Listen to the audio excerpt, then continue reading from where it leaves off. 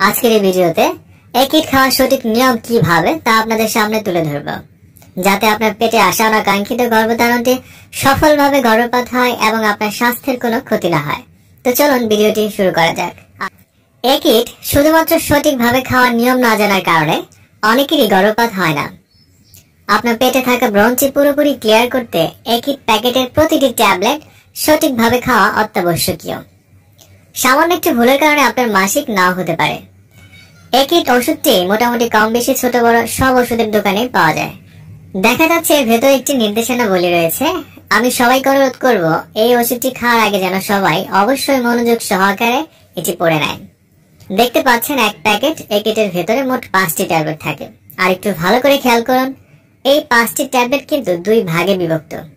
এই বড়টা হচ্ছে এক ধরনের মেডিসিন আর এই বাকি 4টি হচ্ছে আরেক ধরনের মেডিসিন। আর এদের সেবন করার নিয়মটাও কিন্তু আলাদা। এই বড় একটা ট্যাবলেট এর নাম হচ্ছে ফ্রিস্টন, যাতে আছে মিপিপ্রোস্টন 200 মিলিগ্রাম। এই ট্যাবলেটটি আপনার প্রথম দিনে পানি দিয়ে গিলে খেতে হবে। আর এটি আপনার যে ডাক্তারের পরামর্শে এই ওষুধটি খাচ্ছেন তার সামনে খেলে সব থেকে ভালো হয়।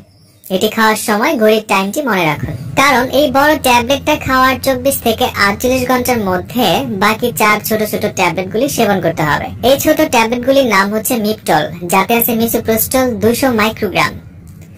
আর এখানে সবাই ভুলটা করে থাকে। এই ছোট